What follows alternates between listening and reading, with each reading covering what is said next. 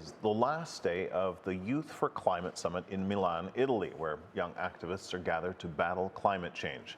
Participants are speaking with policymakers to discuss ways to address the effects of the climate crisis. And on Tuesday, activist Greta Thunberg called out global leaders for making little progress on their promises to fight global warming.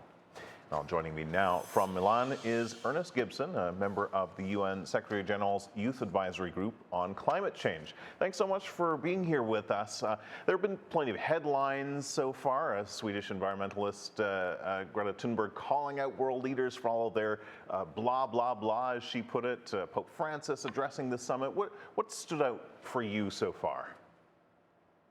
Thanks very much for having me, Kim. It's a pleasure to be here, and it's an absolute treat to be able to join you from what's been a fantastic 2 days with young people from around the world, being able to commune and feed off of each other's energy, but also try and make a stand against the climate crisis, but also, as you rightly mentioned, against some of the inaction of world leaders.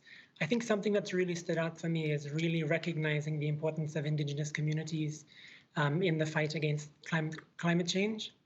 Specifically around how Indigenous communities have been the most successful in navigating the relationship with the environment and finding ways of ensuring that we're taking a step back and having a look at Indigenous practices and Indigenous knowledge and Indigenous science as a means of moving forward. I think for far too long we've kind of treaded that very trepidatious path of ignoring Indigenous communities and the value and the role that they play in taking us forward. And now is the time that we need to be able to embrace Indigenous knowledge and Indigenous science together. So that's something that I think has been particularly important to share with Indigenous communities from around the world over the last couple of days. Yeah, good point there. Everybody at the meeting there, so you'll draft a document for the upcoming UN 26 Climate Change Conference. What would a successful document look like to you? I think a successful document needs to be something that takes into account a just recovery. Because it's one thing to talk about sustainable recovery and looking at creating a greener future in terms of moving away from fossil fuels, but it's an entirely different thing to ensure that we're bringing people along on that journey. So that looks like ensuring that there are jobs that are available for people that are currently stuck in the fossil fuel industry. It looks like ensuring that there's a level of accountability and responsibility that are placed on polluters, ensuring that they have the onus is on them to be able to support this transition financially and in terms of resources. But most importantly, a successful document will look like a document which we haven't really seen much of yet from world leaders, that puts people at the center, ensuring that people are in a position to make this transition in a way that does not jeopardize their livelihoods and is ethical.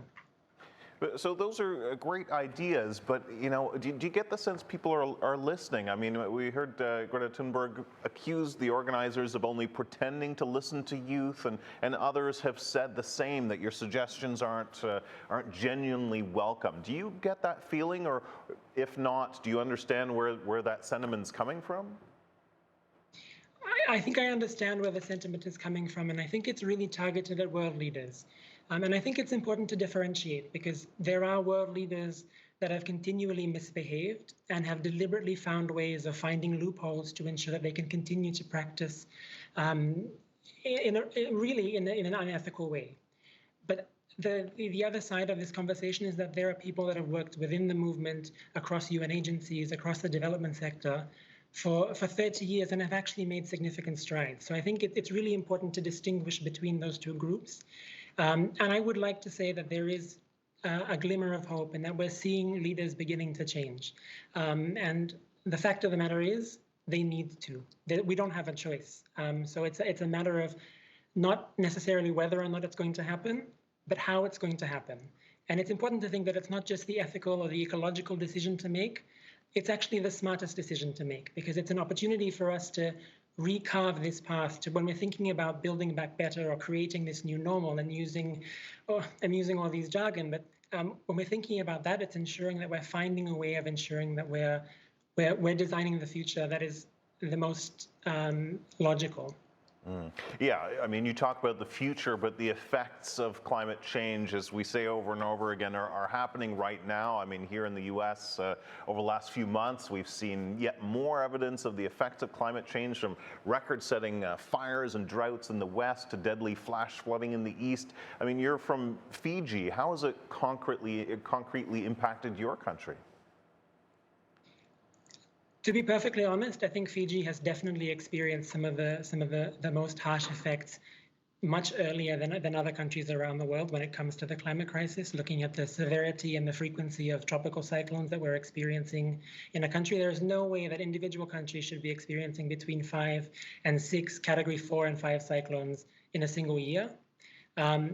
But Fiji in the Pacific is not even the worst. There are countries in the Northern Pacific that are facing issues that are multi-sectoral and have these nexus issues of a nuclear history with other countries. So, I mean, the effects are horrible. So it's not just about mitigating, it's also about adapting, but also taking into account loss and damage, because it's not just about, you know, finding ways of living in the current situation that we have, but finding ways of ensuring that there is a reprimand for some of the losses and damages that we're experiencing in terms of culture, in terms of society, and in terms of kind of some of the socioeconomic issues that we're facing.